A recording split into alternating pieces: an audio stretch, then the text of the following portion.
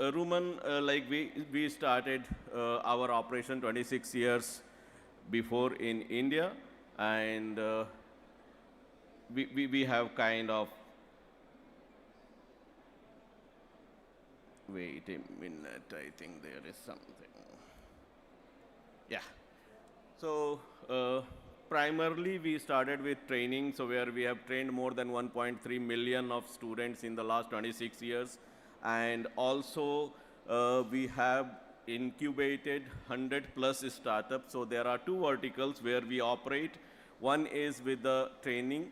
At the same time, we are also into IT services where we build the smart cities. We do the large system integration project. And the latest venture of ours is the Startup Varsity, where we have incubated 100 plus companies. Moreover, now as the buzzword is AI, and today's event is for that purpose itself, so we do have our AI lab where we have developed 50 plus products. So we do have voice agents. We have one of the interesting product which we have developed where we say, why not a database, why not a LinkedIn for the blue collars? So like, today when we talk about resume, in that case, it's always when a person who knows English can only have the resume. Why not one of the plumber or one of the carpenter should have their resume? So that is what we call it as blue LinkedIn kind of like, and many other products we are having apart from that: AI tutor, campus management, and LLM, enterprise LLM. So suppose if you don't want to, my colleague, my partner Srinivas, who would be having expert talk on this, Maya AI, and he is also going to give you the demo, how exactly using the agentic AI we are going ahead with kind of continuous threat monitoring. So Policy Aura is the regulatory. So there are different countries, and in the different countries we are having the different regulatory. So using the Policy Aura, we are going to go ahead with the regulatory framework, and you can see what exactly is the regulatory of which company. So with that, we would be starting the panel discussion where like Mr. Sanjay Puri will be leading the panel, and we will have a panel discussion first, and followed by a demo of Maya AI. So I invite Mr. Sanjay to take over the stage and start with the panel discussion. Thank you.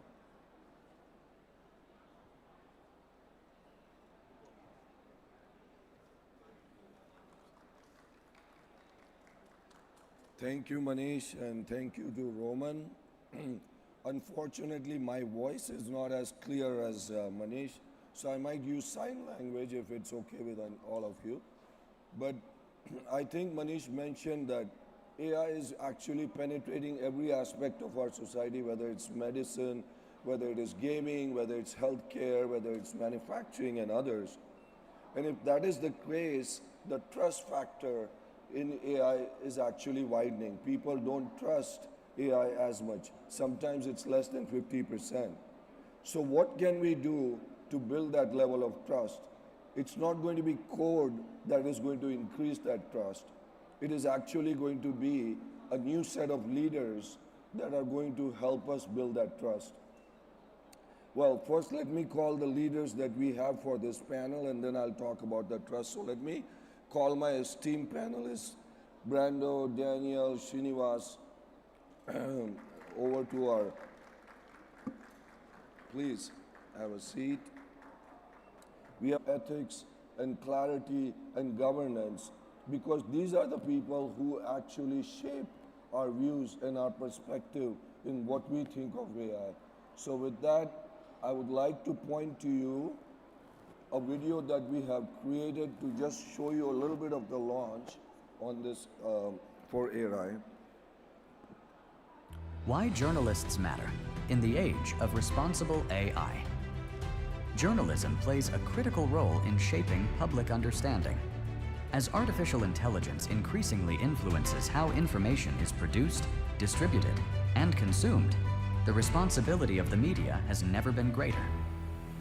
From algorithmic amplification to automated content creation, AI is transforming newsroom practices. But without ethical oversight, these systems risk reinforcing bias, reducing transparency, and weakening editorial accountability. AI, the Ethics and Responsible AI Fellowship, is designed for journalists and media professionals who want to critically examine the role of AI in society. The fellowship provides structured learning on AI ethics, governance, and responsible reporting. If you report on technology, policy, or society, and believe that AI must be examined through an ethical lens, the Ethics and Responsible AI Fellowship invites you to apply. Meet the team on Booth Hall, 4 Booth, 4F24, powered by Knowledge Networks. So if you know any journalists, this is a free fellowship program taught by world leaders, because today you get your news from newspapers and magazines, and you want to make sure that this is done right. So let's have this information over to you, and we'll start with the panel.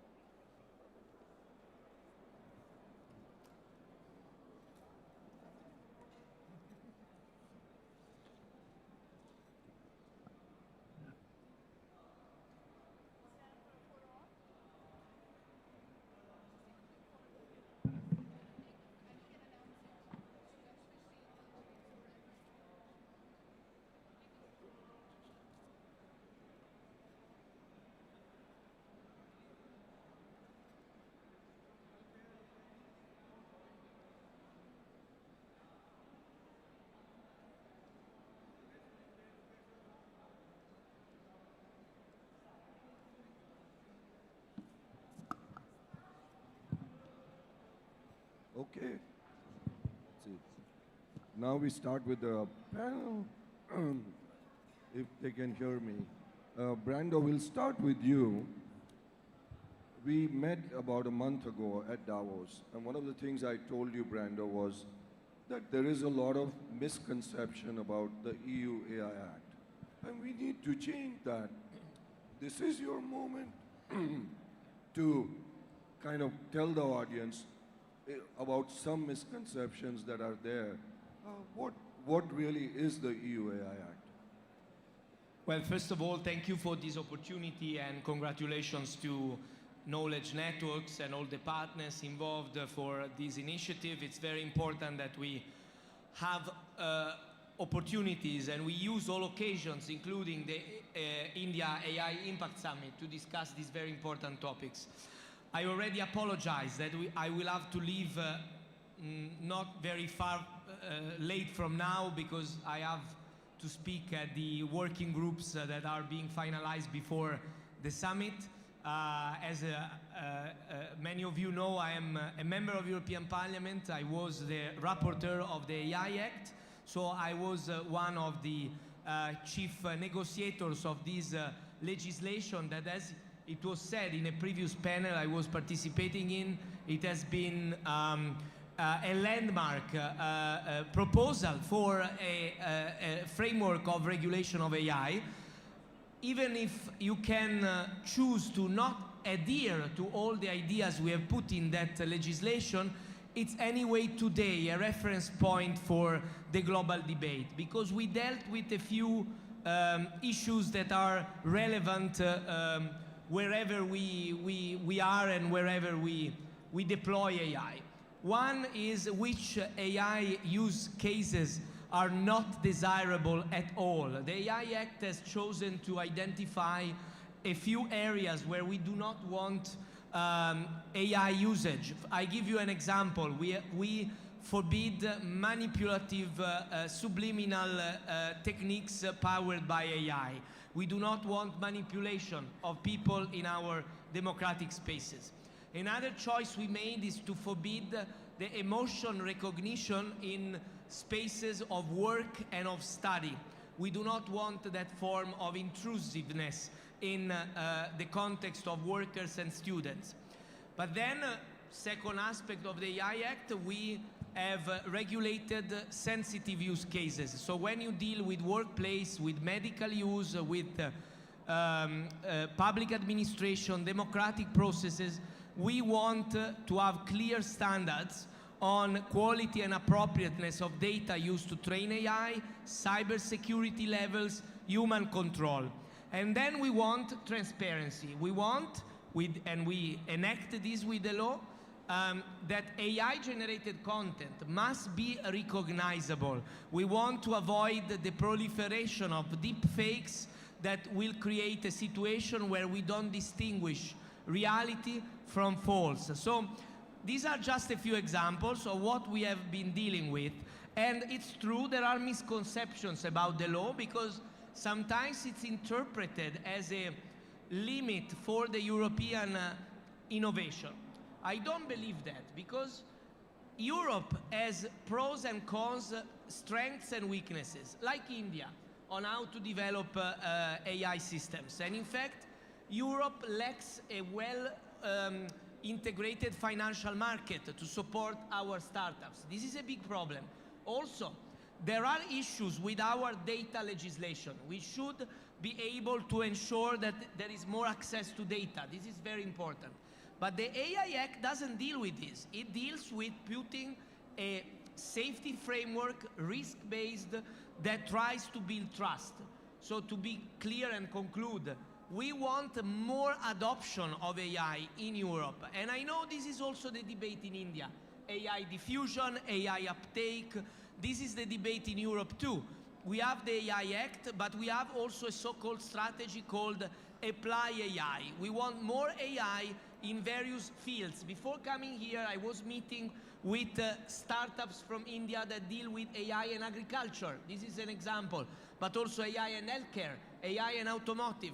But we want to do that with trust, because we are democracies, and in democracy you need to have people that trust the use of these technologies. And so that's why you need to build a trustworthy environment, and the AI Act is exactly for that.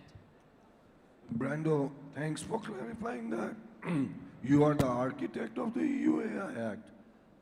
You are in India. What can India learn from the EU AI Act?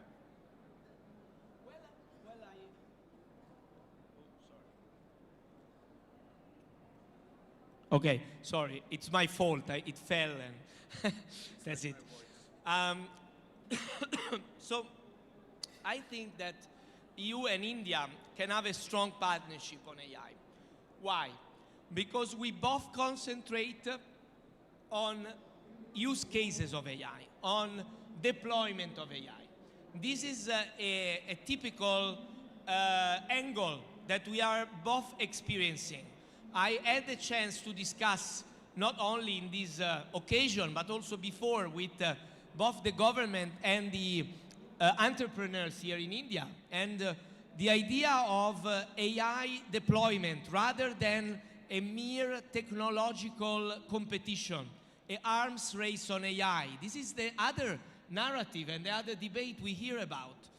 We have probably together a different approach, which is to build a more cooperative and experience-based development of AI. We concentrate on intake and on development. I think this is an issue that I'm sure will emerge further in this summit. How can the so-called middle powers build a network of cooperation for a trustworthy deployment of AI that will boost productivity, will increase opportunity, and will build more autonomy from the risk of pressure coming from other actors. This will be a challenge, but I think it's a space of strong cooperation for Europe and India. Brando, I'm going to ask you another one because you have to leave. There's always this dichotomy of innovation versus regulation. Yeah. What do you think? Innovation versus regulation? Well, I think this is always the debate, but we should avoid framing it in the wrong way. Sometimes it's framed in the wrong way. Because obviously, when we regulated AI, we took into account the risk of regulating too much an innovation that needed time to be developed. So what we have done is to foresee with the AI Act the frontier area of AI development, so the most powerful models, the generative AI, to be regulated with a co-legislative process. We involve the developers, we involve the civil society and the governments and the academia.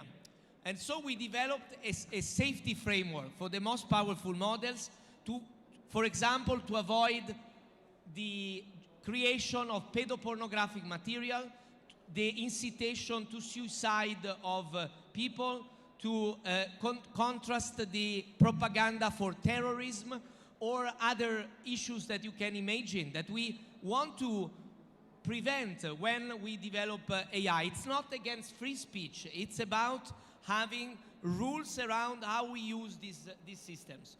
So we have developed a co-legislative process in this area, and we have chosen to develop standards to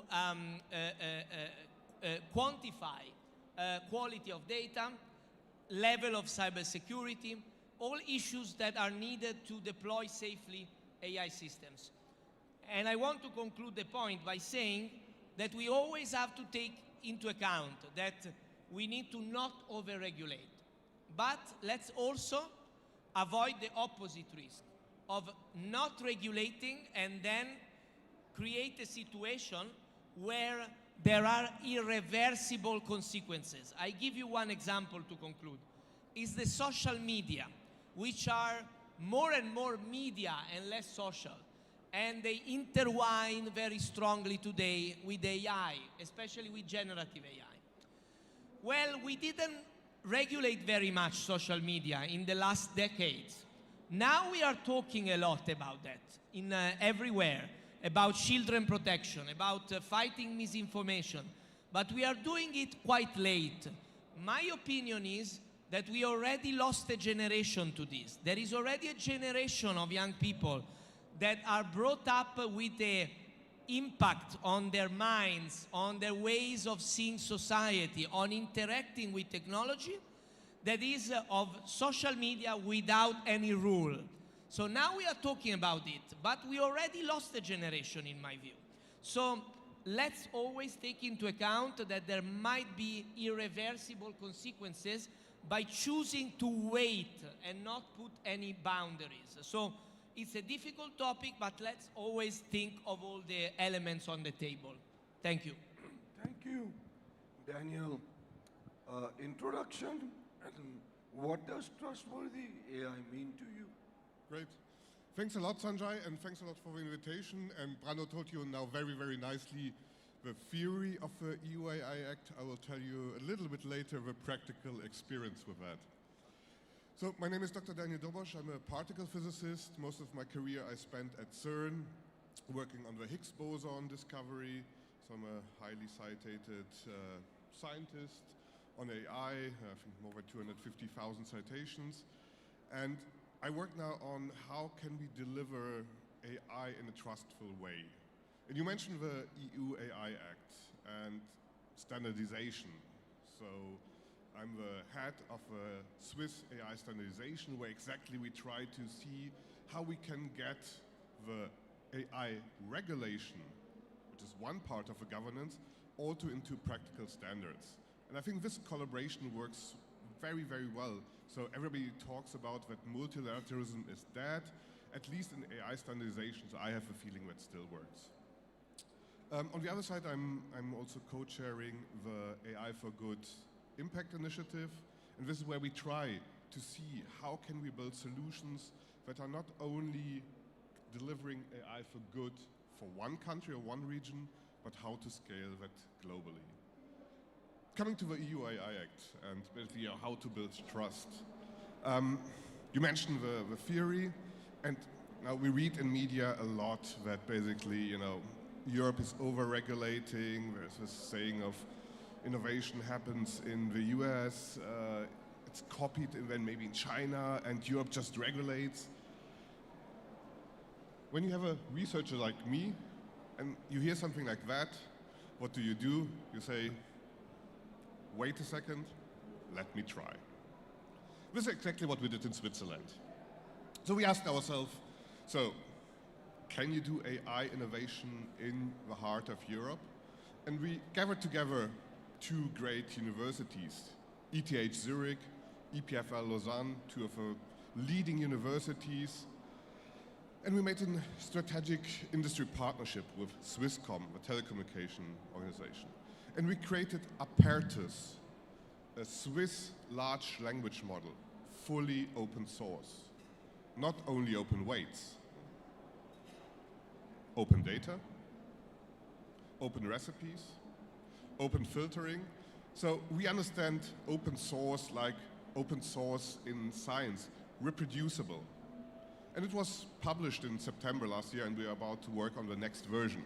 And so we had to go through the question, we're in Switzerland, we are not obliged to follow the EU AI Act by law, but because we wanted to make it also easy to be used in the European Union and globally, we said, okay, let's take that challenge. It was not so difficult, as said. So all this kind of talking about that you cannot do innovation in Europe because of the EU AI Act, sorry, from practical experience, I cannot support that. So to be very honest, these were three big organizations, two major universities, a big telco. And yes, we had to spend some time to read it, and it's a lot to read, and we had to talk to some lawyers. But at the end, if I paraphrase it a little bit, most of it is common sense. So if you go in the supermarket and you're not allowed to steal in a supermarket some food, you read in the EU AI Act that you're not allowed to steal for your AI. If you bring a product into the supermarket and you want to sell something, and you have to declare what is in your tea, for example. If you put in more than just tea and water, if you have to declare it, then I think it's also somehow common sense that in your AI you have to declare what you put in there. So yes, it's a lot of reading and it's a lot of common sense that it's there. And I totally agree that a small startup with a few people cannot do the same thing like two big universities and a telco. But this is why exactly there's working on making it simpler so that also startups can do it. But let's be honest, also startups at the moment don't build large language models like two big universities can with a huge computing center like the CSCS supercomputer, the seventh biggest supercomputer in the world. So I really think that basically at the moment we are in a good way of showing that innovation can happen with strong governance, and that yet it makes sense to make it easier, but it's also not such a stopping to create this. And open source, coming back to your question, makes it really trustable because you can really examine what happens. Researchers can have a look why the model has biases or not. So really being transparent, I think, is the key to have a trustable AI system. Brando, you have anything to add to that? Yeah, well, yes. Yes, and I'm sorry that I will have to go after this, but I think you're totally right. And in fact, let's be honest, we have been the pioneers on this, so we didn't get everything right. I am now working on the so-called digital omnibus of the European Union that also tries to adjust some aspects of the AI Act, but really just marginal things, to be frank, and a few important issues. One of them is strengthening the implementation and enforcement capability of the EU AI office, because you can have a nice law, but then if it's not applicable, because if someone violates it, you cannot make it be sanctioned and respected, then it's useless. So strengthen that. And the other aspect is what you were saying, simplifying the procedures for the smaller businesses. So we are now building more graduation on that. And so this is what we are doing now, because yes, obviously you always need to think and maybe readjust a bit, but the core of all what we have done, we should not say like, yeah, we cannot innovate in Europe because we want to regulate. Instead, we need to build more common capacity. To be frank, Europe should do more together to develop more capabilities to develop AI and more integrated financial markets, more computing capacity together. And I think we need to build alliances with other middle powers, with the Global South, with India, I'm sure, and I'm sorry, I have to exactly go to speak about that at the main summit now, the working groups that are being done with the governments, exactly about this, how we build more cooperation so that we can actually develop a model that works for good and not for the interest only of a few countries or even a few people. Thank you very much. Thank you, Brando. Daniel, you have built a great ecosystem. Is, I think, the most important skill that you can learn today.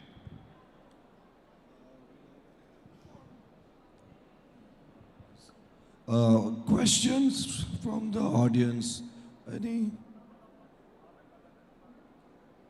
Oh, please.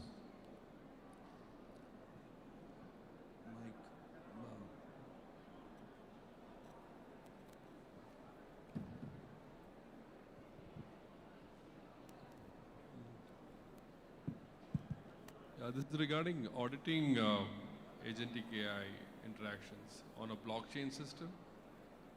Do you think blockchain would be used in the future to audit AI?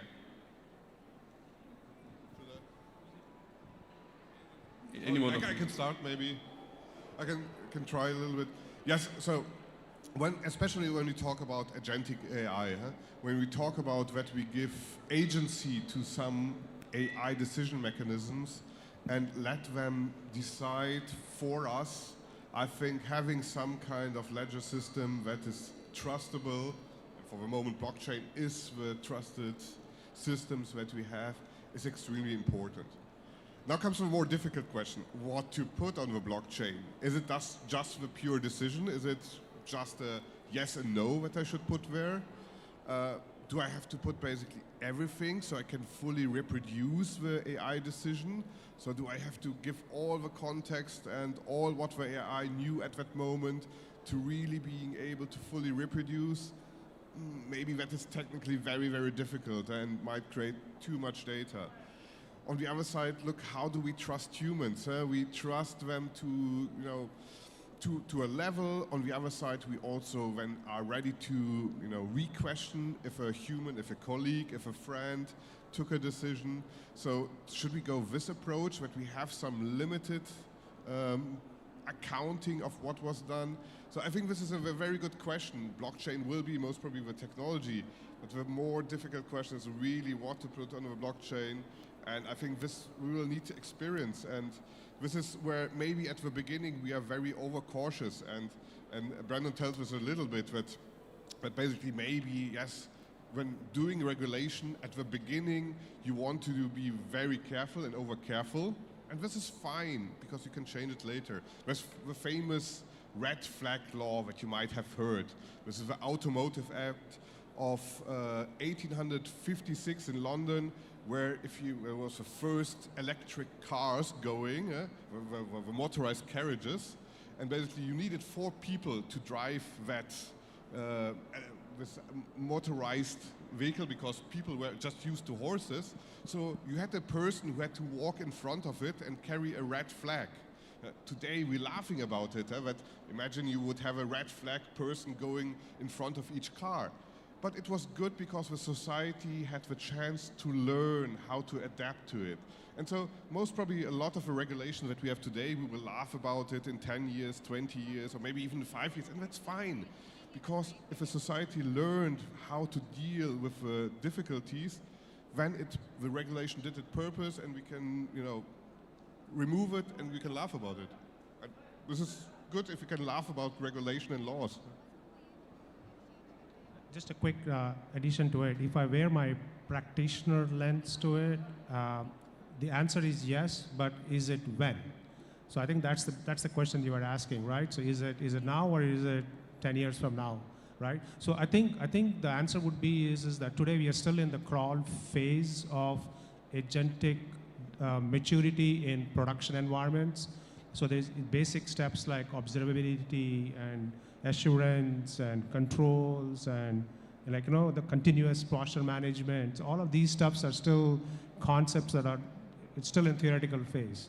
So I think it'll take a couple of years for a lot of that to get mature. But having said that, there are still military grade and mission critical applications that need to be tamper resistant from grounds up, from bare metal all the way to the up. So those will still be the what I call as the esoteric use cases that'll be the first adopters. But to percolate it down to the late majority and then to the monoculture deployments, which is going to take a long time. Thanks.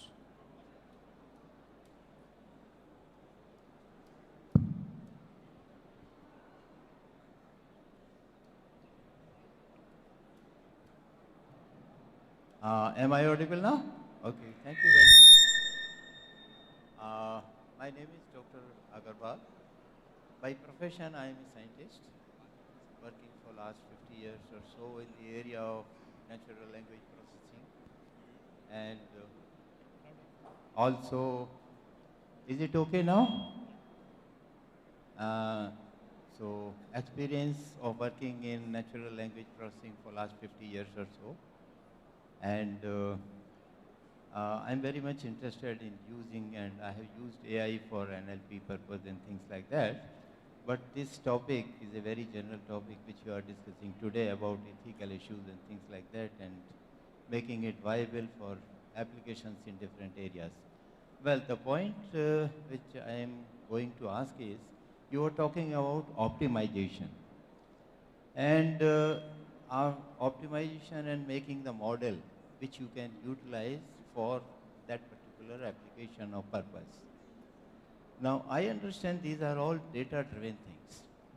The data that you have got today available for that particular application, how reliable it is, and it is a changing phenomenon. Today, whatever database we have got for making that model and optimizing that model is changing tomorrow. So, in order to make applications of that particular model, because we have faced this problem, today if we apply one model, it may not be very much applicable because people say that your data is not sufficient. And you have to change the data, you have to augment it further with the database and things like that. And then tomorrow it will again change. So I just wanted to get your general opinion about